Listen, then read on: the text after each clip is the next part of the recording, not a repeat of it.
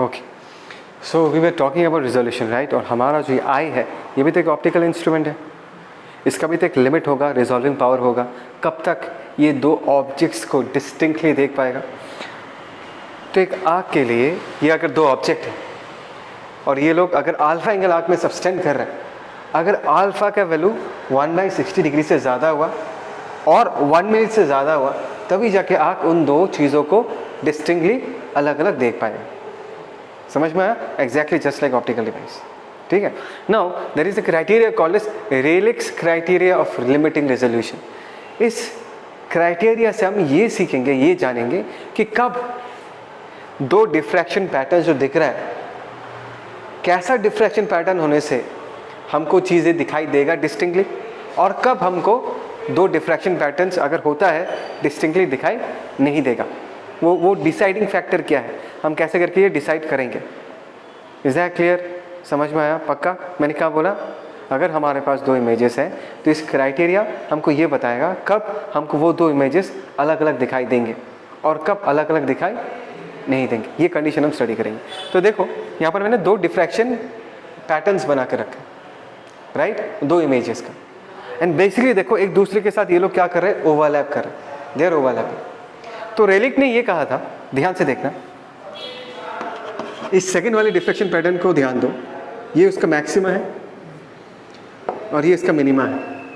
और देखो इस मिनिमा के जस्ट ऊपर पहले वाले का मैक्सिमा है, इस मिनिमा के जस्ट ऊपर क्या है, पहले वाले का मैक्सिमा।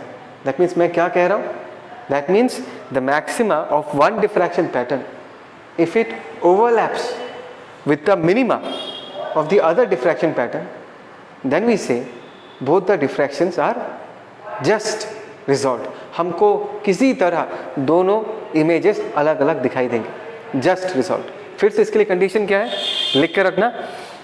ऐसा है कि ध्यान से देखो, ये जो फर्स्ट मैक्सिमा है, अगर ये सेकेंड डिफ्रैक्शन पैटर्न के मिनिमा के ऊपर ओवरलैप कर जाता है, तब हम कहेंगे कि ये जो दो डिफ्रैक्शन पैटर्न्स है, they are just resolve, the images are just resolve, right. तो यहाँ पर देखो, तो ये किसके साथ ओवरलैप कर रहा होगा, ये पहले वाले के मिनिमा के साथ ओवरलैप कर रहा होगा, दूसरा वाला डिफ्रैक्शन पैटर्न।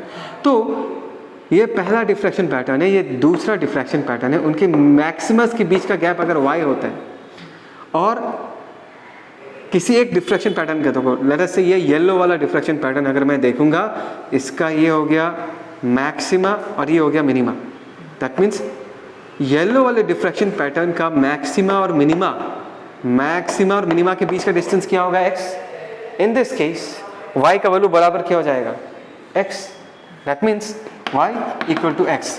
ये बात को समझो कि y क्या है, y is the distance between two Maximus of the two diffraction patterns. x क्या है, किसी एक डिफ्रैक्शन पैटर्न को देखो, उसका मैक्सिमा और उसके मिनिमा के बीच का जो गैप है, अगर दोनों बराबर हो गया y इक्वल टू x, तब हम कहेंगे कि ये जो दोनों इमेजेस है they are just resolved. Is that clear? पक्का? वेल रिजॉल्व्ड के लिए क्या होगा, वेल रिजॉल्व्ड का कंडीशन क्या है, ध्यान से देखो, ये हमारा एक येलो वाला डिफ्रैक्शन पैटर्न है, ये उसका मिनिमा है, और व्हाइट वाला जो डिफ्रैक्शन पैटर्न है उसका मैक्सिमा इससे भी आगे है ना, इससे भी आगे है।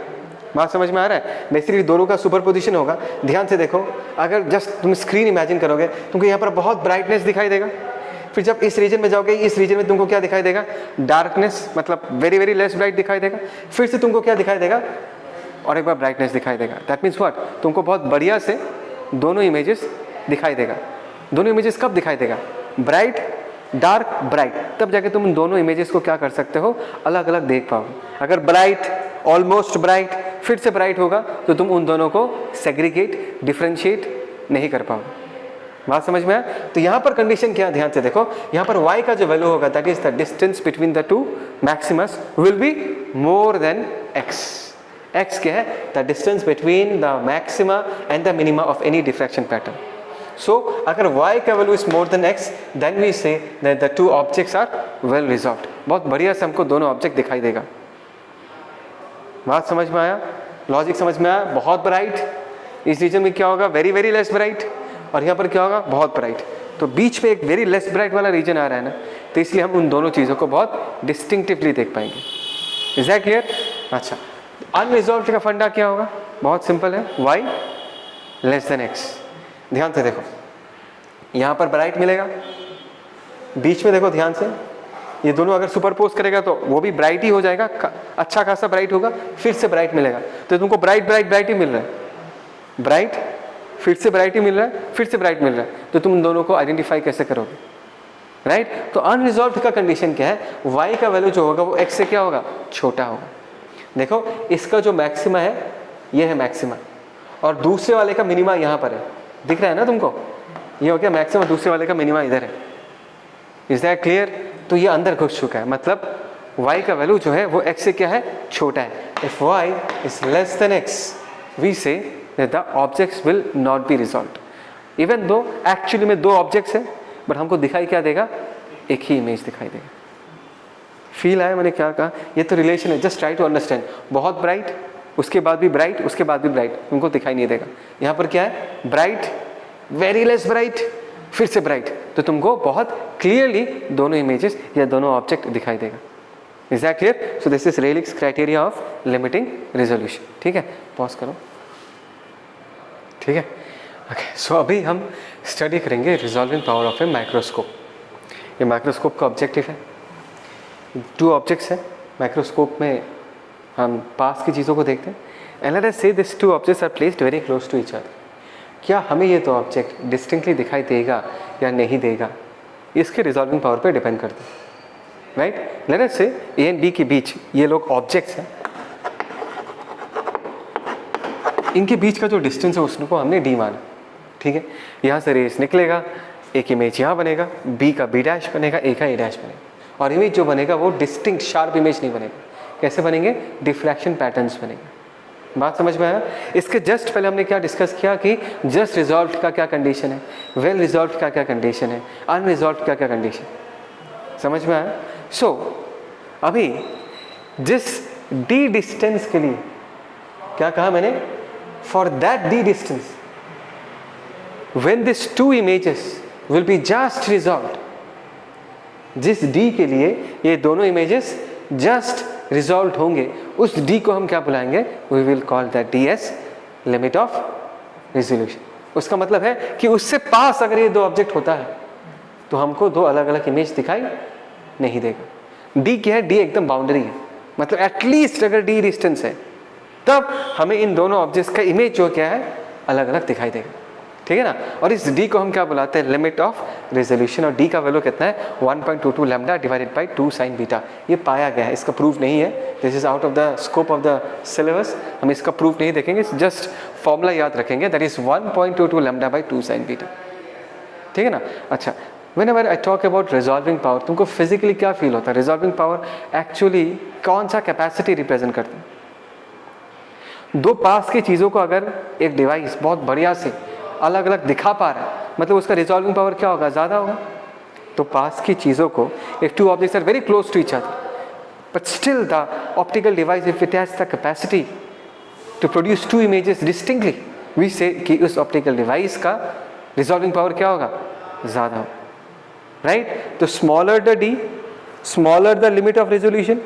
लिमिट ऑफ रेजोल्यूशन वो डिस्टेंस है जब दोनों इमेजेस हमको जस्ट रिजॉल्व दिखाई देते हैं, तो डी का वैल्यू जितना छोटा होगा उस ऑप्टिकल डिवाइस का रिजॉल्विंग पावर उतना ही ज़्यादा होगा। नहीं आया समझ में? तो रिजॉल्विंग पावर का हमने डेफिनेशन क्या दे दिया? इट इज द रेसिप्रोकल और the inverse of limit of resolution.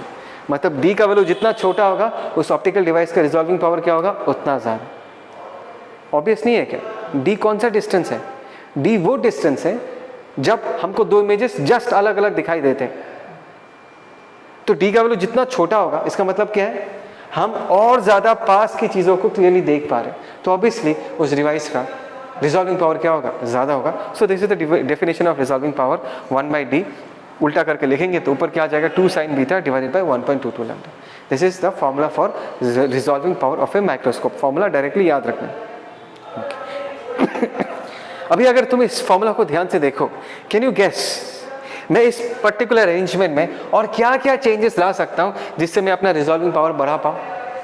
Anything that I can bring, any changes that I can bring in this setup which will increase the resolving power of this setup? मैं बताता हूं। मैं अभी अगर object and lens के बीच का जो ये मीडियम है, ये मीडियम हमने जो डिस्कस किया था वो तो हवा था या वैक्यूम था, इसमें अगर ऑयल डाल दो तो इस फॉर्मूला में क्या चेंज आएगा? ये जो लैम्डा तुमको दिख रहा है, this is lambda in air. अगर हमने मीडियम बदल दिया तो लैम्डा का वैल्यू कम हो जाता है। बात समझ में आता है? हवा का लैम्डा सबसे लंबा होता है, बाकी मीडियम्स का लैम्डा छोटा होता है। So if medium is changed, अगर मैं मीडियम को बदल दूं तो फॉर्मूला में, रिजॉल्विंग पावर के फॉर्मूला में क्या फर्क आएगा? लैम्डा का जगह हम लैम्डा बाई म्यू लिख देंगे। क्या लिखेंगे? Lambda by mu. म्यू ऊपर चला जाएगा तो फाइनली फॉर्मूला क्या आ जाएगा? That is 2 mu sign beta divided by 1.22 lambda. देखो म्यू टाइम्स इंक्रीज हो गया रिजॉल्विंग पावर। बात समझ में आया? अच्छा, यहाँ पर एक टर्म है जो मैं तुमको समझाना भूल गया कि बीटा क्या है। Beta is nothing but the semi vertical angle. Semi vertical angle क्या है मैं समझा देता हूँ। देखो ये जो पिक्चर तुमको दिख रहा है ये तो एक 2D पिक्चर है, बट एक्चुअली ये सेटअप तो 3D है ना। तो ए पॉइंट से इस लेंस के ऊपर जो लाइट गिरता है वो तो एक कोनिकल शेप बनाता होगा, कोनिकल शेप बनाता होगा। बात समझ में आया? तो उस कोन का सेमी वर्टिकल एंगल जो है, ये वाला एंगल 2D एंगल है। क्या बोला मैंने? Semi vertical angle. इस कोन का सेमी वर्टिकल एंगल, उसको हम बीटा कहते हैं। Is that clear? समझ में आया? अच्छा, तो बीटा का मतलब ये है, हमने समझ लिया। और कोई तरीका? अगर मैं किसी तरह लैम्डा का वैल्यू डिक्रीज कर दूं, मतलब अगर मैं लाइट ही बदल दूं, जैसे कि मैं अभी एक्सपेरिमेंट विजिबल लाइट से कर रहा हूं, विजिबल लाइट से अगर कम लैम्डा वाला लाइट यूज करूं तो, for example ultraviolet light use करूं तो अल्ट्रा वायलेट लाइट का लैम्डा विजिबल लाइट से क्या है? कम है। तो लैम्डा का वैल्यू कम होगा तो रिजॉल्विंग पावर उसका क्या होगा? ज़्यादा होगा। तो अल्ट्रा माइक्रोस्कोप्स भी होते हैं। अल्ट्रा माइक्रोस्कोप्स में अल्ट्रा वायलेट लाइट को यूज़ किया जाता है, विजिबल लाइट को यूज़ नहीं किया जाता। बात समझ में आए? वो जो तेल वाला कहानी बताया था कि अगर हम मीडियम बदल देते हैं तो रिजॉल्विंग पावर बढ़ जाएगा, तो ऑयल इमर्शन माइक्रोस्कोप्स भी होते हैं जहाँ पर ऑयल को एज ए मीडियम यूज़ किया जाए, बिकॉज उससे क्या हो जाएगा? म्यू का वैल्यू ज़्यादा होगा तो रिजॉल्विंग पावर क्या हो जाएगा? ज़्यादा हो जाएगा। और अगर इससे भी ज़्यादा रिजॉल्विंग पावर चाहिए ना, तो और एक तरीका है, अगर हम इलेक्ट्रॉन्स को बहुत फास्ट मूव करवाते हैं ना, दे प्रोड्यूस वेव्स। ये आगे जाके समझाऊंगा मैं तुमको, अभी ऐसे कहानी सुन के रखो। इलेक्ट्रॉन्स को अगर मैं बहुत फास्ट मूव करवाता हूँ, दे प्रोड्यूस वेव्स, और उन वेव्स का लैम्डा और भी छोटा होता है। तो लैम्डा जितना छोटा उसका रिजॉल्विंग पावर भी उतना ही ज़्यादा। तो ऐसे माइक्रोस्कोप्स को हम इलेक्ट्रॉन माइक्रोस्कोप बुलाते हैं। क्या माइक्रोस्कोप बुलाते हैं? Electron microscope. समझ में आया? बस इतना ही जानना है। पॉज करो। ठीक। Okay, so this is the last section. ये जल्दी से निपटाते हैं। This is resolving power of A telescope. अभी ये दो ऑब्जेक्ट तो बहुत दूर है ना, तो इसका लिमिट ऑफ रेजोल्यूशन इन दोनों के बीच का डिस्टेंस नहीं हो सकता। Even though the two stars are very far away from each other and appear to us close, but stars के बीच का डिस्टेंस तो अच्छा खासा होगा। तो यहाँ पर हम लिमिट ऑफ रेजोल्यूशन अल्फा के टर्म्स में डिफाइन करते हैं। What is alpha? Alpha is the angle subtended by the two stars at the objective of the telescope. Alpha is the limit of resolution. इसका फॉर्मूला क्या, इसका value क्या पाया गया है? 1.22 lambda by capital D. What is D? Capital D, it is the diameter of the objective of the telescope. बात समझ में आया? एंड ऑब्वियसली रिजॉल्विंग पावर क्या होता है? Reciprocal of limit of resolution, that is reciprocal of, sorry D लिख के रखा, डी नहीं होगा, रेसिप्रोकल ऑफ अल्फा, और उसका वैल्यू कितना होगा? Capital D divided by 1.22 lambda. इस फॉर्मूला को याद रखना बस। ठीक है, चलो डन।